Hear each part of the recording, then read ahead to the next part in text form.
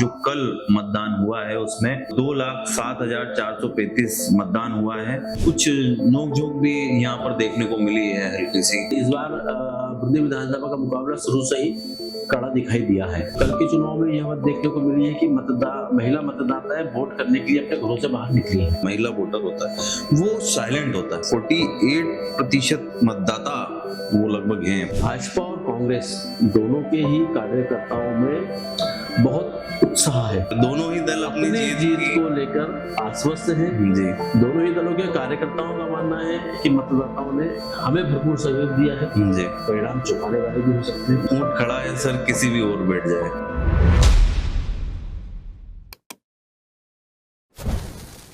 नमस्ते, मेरा नाम निखिल है और आप देख रहे हैं एनवाईएस इंडिया। चूंकि बुधनी उपचुनाव को हम लोगों ने कवर किया है और बुधनी उपचुनाव का कल वोटिंग संपन्न हो चुकी है। आज हम आपके सामने लेकर के आए हैं चुनावी विश्लेषण। जी हाँ, बुधनी विधानसभा में कितना मत पड़ा है और क्या ये किस परिणाम तक हमें दिखाता है, इन सभी बातों को लेकर के हम लोग आज बात करेंगे। हमारे साथ हैं स्थानीय पत्रकार गजेंद्र खंडेलवाल जी। सर, पहले तो बहुत बहुत स्वागत है आपका एनवाईएस इंडिया में। सर, मैं आपसे यही जानना चाहता हूं कि क्या आपको लग रहा है कितना वोट पड़ा है कल?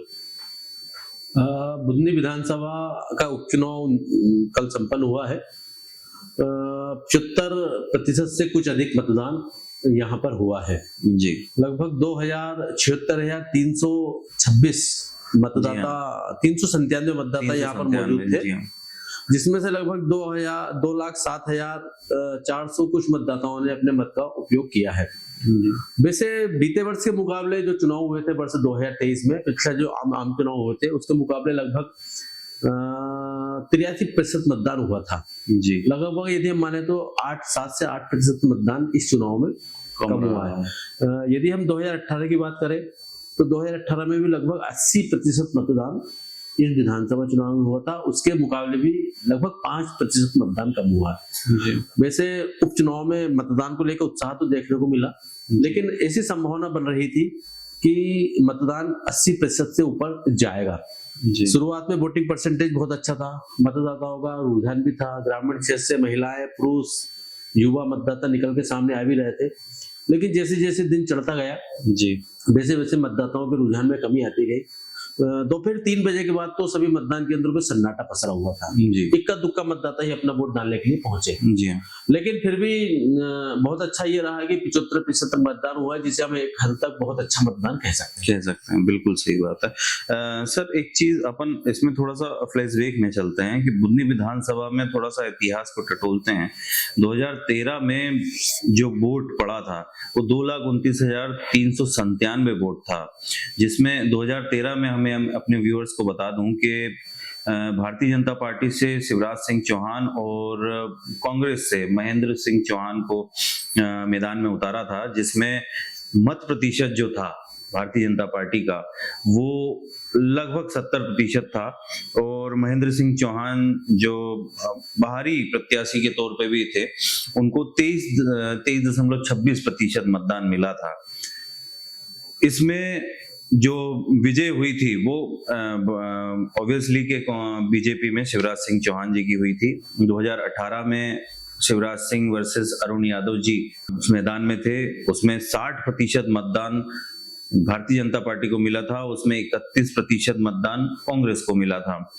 9% मतदान जो था वो निर्दलीय और नोटा और सभी को मिला दें लगभग 1,23,492 वोट शिवराज सिंह चौहान जी को मिले थे और 64,493 वोट ये अरुण यादव जी को मिले थे। इसमें जीत बीजेपी से शिवराज सिंह चौहान जी की 58,999 वोटों से हुई थी। अब चूंकि एक साल पहले ही यहाँ पर चुनाव हुआ है 2023 में, जहां पर शिवराज सिंह चौहान वर्सेस विक्रम मस्ताल जो कांग्रेस से थे, नए कैंडिडेट थे, लेकिन फिर भी उन्होंने 59,977 वोट प्राप्त किए थे, लगभग 25% मत उन्होंने प्राप्त किए थे। वहीं शिवराज सिंह चौहान जी को 70% मतदान हुआ था, जिसमें 1,64,951 वोट उनको मिले थे। निर्दलीय इसमें 5% ही लगभग मत पाए थे। अब चूंकि हम लोग आज उपचुनाव के लिए बैठे हैं और उपचुनाव पे चर्चा कर रहे हैं, तो मैं आपको फिर से क्लियर कर दूं कि जो कल मतदान हुआ है उसमें 2,76,397 ये वोट है टोटल पूरी बुधनी विधानसभा में। उसमें जो वोट पड़ा है वो 2,07,435 वोट पड़ा है, मतलब 2,07,435 मतदान हुआ है। इसमें से अब किसको क्या जाता है ये तो 23 तारीख को ही हमें पता चलेगा। अब मैं फिर से सर आपके पास आता हूँ, आपको क्या अनुमान लग रहा है? अच्छा, कहीं कुछ नोकझोंक भी यहाँ पर देखने को मिली है हल्की सी शाहगंज में या बुधनी विधानसभा में? वैसे अभी तक जितने भी चुनाव संपन्न हुए हैं जी वो शांतिपूर्ण ढंग से संपन्न हुए हैं। शायद मेरा अनुमान है कि पहले ऐसा चुनाव होगा जिसमें शाहगंज में छुटपुट घटनाओं में, शायद मुझे भी जानकारी लगी है कि गाड़ी वाड़ी तोड़ने की घटनाएं घटित हुई है जी। रसुल्लागंज में भी छिदगांव का अच्छी एक गांव है, वहाँ पे भी दोनों दलों के प्रत्याशियों, मतदाताओं और भाजपा कार्यकर्ताओं के बीच वोट डलवाने को लेकर आपसी नोकझोंक हुई है, लेकिन वो इतने बड़े मामले नहीं है जी। चुनाव होता है तो स्वाभाविक है दोनों ही दल के कार्यकर्ता अपना अपना जोर लगाते हैं और हर आदमी चाहता है कि हर दल का कार्यकर्ता चाहता है कि मेरा पोलिंग जीते जी। ये सभी जगह होता है। फिर अभी तक बुधनी विधानसभा में जितने भी चुनाव हुए हैं जी वह एक तरह से यदि माने तो एक तरफा चुनाव की स्थिति रही है, क्योंकि माननीय शिवराज सिंह जी यहाँ से चुनाव लड़ते रहे हैं, लेकिन अब वो केंद्रीय मंत्री बन गए हैं, इस वजह से ये सीट खाली हुई है, इसलिए यहाँ पे उपचुनाव की नौबत आई है जी। लेकिन इस बार बुधनी विधानसभा का मुकाबला शुरू से ही कड़ा दिखाई दिया है जी। इसके पहले भी हम लोग बैठे थे, इससे पहले भी हमने चाय पे चर्चा की थी जिसमें ये चीज स्पष्ट हुई थी कि मुकाबला कहीं ना कहीं मुकाबले की ओर बढ़ता जा रहा है जी। कड़ा मुकाबला होने के कारण भाजपा और कांग्रेस दोनों ही अपना अपना पूरा जोर लगा रहे हैं। कल मतदान हुआ है, अच्छा मतदान हुआ है। हमने इसके पहले भी दर्शकों को ये चीज कही थी कि अधिक मतदान भाजपा के लिए फायदेमंद जी और कम मतदान कांग्रेस के लिए फायदेमंद साबित होता है जी। अब 75% तक मतदान होना किस दल को लाभ पहुंचाएगा यह अभी हम स्पष्ट नहीं कर सकते क्योंकि मतदाता ने अपना वोट तो दिया है, लेकिन वोट देने के बाद भी मतदाता की चुप्पी नहीं टूट सकी है जी। चाहे 2003 का चुनाव हो, 2006 का उपचुनाव हो, 2008 का आम चुनाव हो, 2013 का आम चुनाव हो, 2018 का आम चुनाव हो या 2023 का आम चुनाव हो, बुधनी विधानसभा में यह चीज स्पष्ट पहले हो जाती थी कि किस दल का प्रत्याशी भारी है। स्वाभाविक है शिवराज सिंह जी चौहान लड़ते थे जी, तो उनकी जीत सुनिश्चित होती थी जी और कार्यकर्ता भी अपना दम लगाते थे। इस बार भी कार्यकर्ताओं ने तो अपना पूरा दम लगाया है, लेकिन पहली बार ऐसा देखने को मिला जब कांग्रेस के प्रत्याशी के लिए कांग्रेस के कार्यकर्ता पूरे दमखम के साथ मैदान में डटे हुए दिखाई दिए। बिल्कुल, तो निश्चित ही वोट परसेंटेज कांग्रेस का बढ़ेगा ऐसी संभावना है, लेकिन कांग्रेस प्रत्याशी के सामने ये भी सबसे बड़ी चुनौती है कि वह बीते चुनाव के मुकाबले इस चुनाव में अपना कितना वोट परसेंटेज अधिक बढ़ा सकते हैं जी।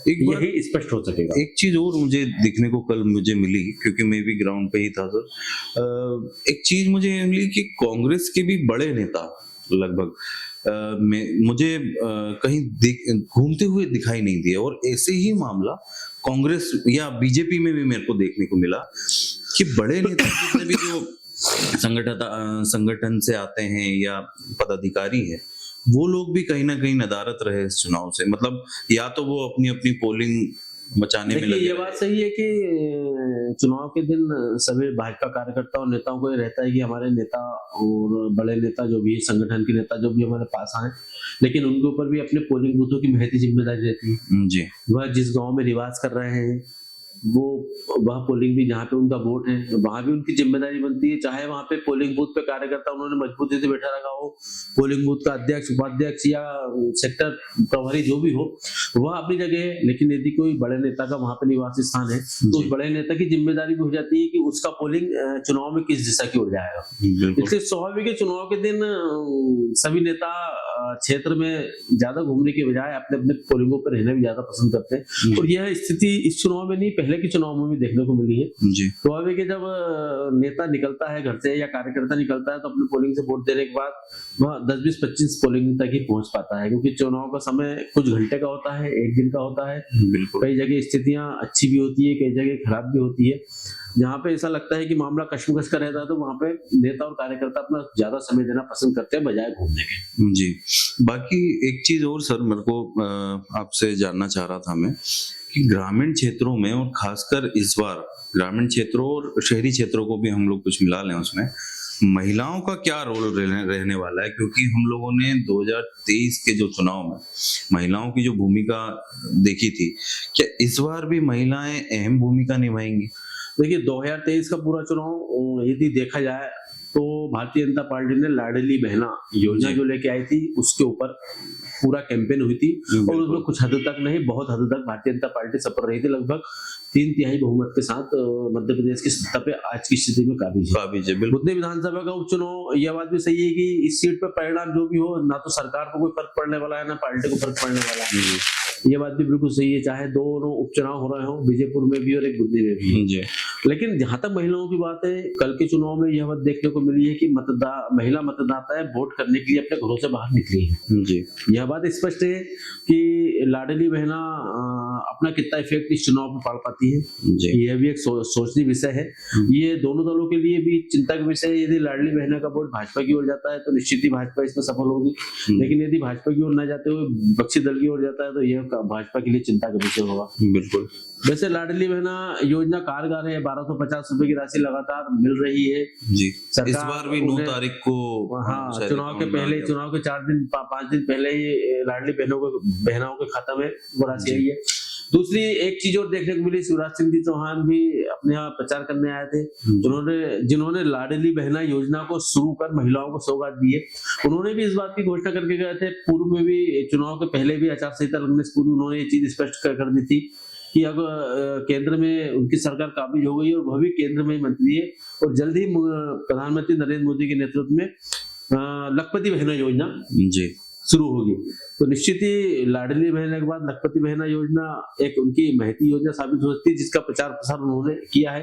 हालांकि इस योजना पे भी काम चल रहा है, धरातल पे भी ये योजना देखने को नहीं मिली, लेकिन कहीं ना कहीं यदि लाडली बहनों के लिए कोई सरकार योजना लेके आ रही है तो उसका निश्चित तौर पे चुनाव में असर पड़ सकता है, क्योंकि खासकर क्योंकि महिला मतदाता जो वोटर होता है, महिला वोटर होता है, वो साइलेंट होता है। वो क्योंकि खासकर मीडिया में भी वो लोग बात नहीं करते हैं, ज्यादातर महिलाएं घरों में रहती हैं, और खास करके ये जो इलाका है, ये जो अपना क्षेत्र है बुधनी विधानसभा, इसमें कोई बड़ा एक मेट्रो सिटीज नहीं है, ना कोई अर्बन मतलब कोई इलाके हैं, यहाँ पर रूरल इलाके ज्यादातर है। तो खासकर महिलाएं हैं, क्योंकि वो मीडिया में भी नहीं आती, बात भी ज्यादा होती नहीं, तो वो एक साइलेंट वोट माना जाता है, और लगभग उसका प्रतिशत 48% मतदाता वो लगभग हैं, 47 के समथिंग मतदाता वो हैं। तो अब उसमें वो कितनी वोट उन्होंने किया है ये तो वक्त ही बताएगा। अच्छा सर, एक चीज और मैं आपसे जानना चाह रहा हूँ सर कि ये तो हम लोगों ने चुनाव की बात करी, चुनाव में प्रचार के दौरान ये पूरा जो प्रचार हुआ है, इसमें कांग्रेस और बीजेपी, इन दोनों में से किनका प्रचार बहुत सख्त और बहुत अच्छा प्रचार आपको देखने को मिला है इस बार, और क्या क्या नई नई चीजें आपको देखने को मिली हैं? देखिए 2003 के बाद यदि देखा जाए तो बुधनी विधानसभा क्षेत्र में पहली बार ऐसा चुनाव हुआ है जी, जिसमें मध्य प्रदेश सरकार के मंत्री,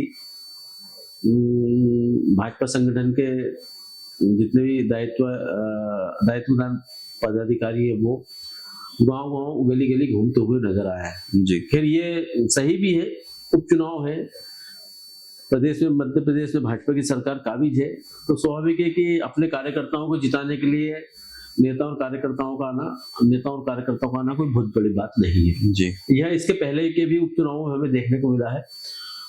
जहां तक रही बात कांग्रेस की है, तो कांग्रेस से भी बड़े दिग्गज नेताओं ने मोर्चा संभाला है। दिग्विजय सिंह जी हो, या जीतू पटवारी जी हो, या अरुण यादव जी हो, या इसके अलावा और कोई वरिष्ठ नेता हो, उन्होंने भी मोर्चा संभाला है। कांग्रेस की ओर से भी लगभग, मुझे जहां तक जानकारी है, 35 से 37 विधायक गांव-गांव में मोर्चा संभाले हुए थे, जिन्होंने गांव-गांव में रणनीति तैयार करके अपने अपने हिसाब से पूरी जमावट की थी।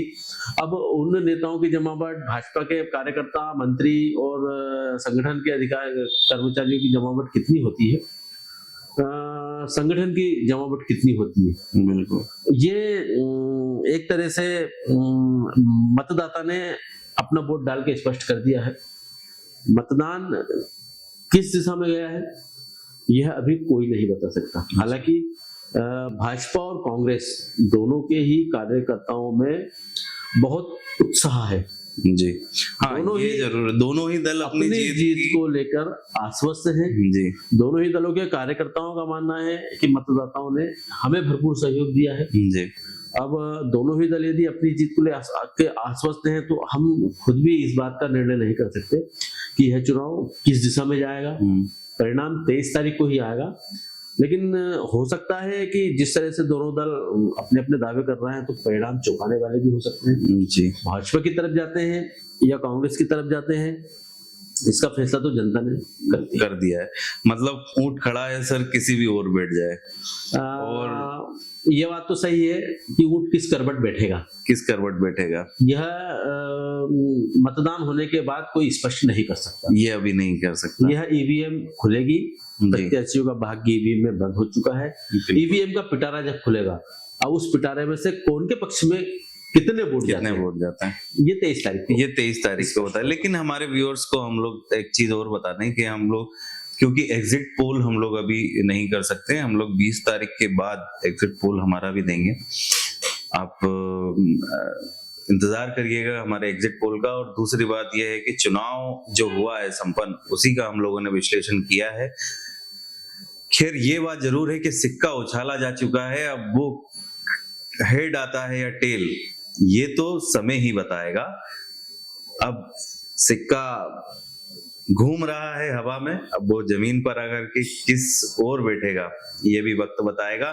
बाकी आप बने रहिए एनवाईएस इंडिया के साथ। ये जो हमने परिचर्चा करी है श्री गजेंद्र खंडेलवाल जी से, ये आपको कैसी लगी ये कमेंट बॉक्स में जरूर हमें बताइएगा। इस वीडियो को अगर आपको अच्छा लगता है तो जरूर शेयर करिएगा। एनवाईएस इंडिया को यानी इस चैनल को जरूर सब्सक्राइब करिएगा। हमारी जितनी भी इस उपचुनाव में कवरेज हुई है ये भी हमें जरूर बताइएगा कि हम लोगों का काम कैसा लगा आपको। आप अपना ध्यान रखिएगा। मैं आपके साथ था निखिल, बहुत बहुत शुक्रिया।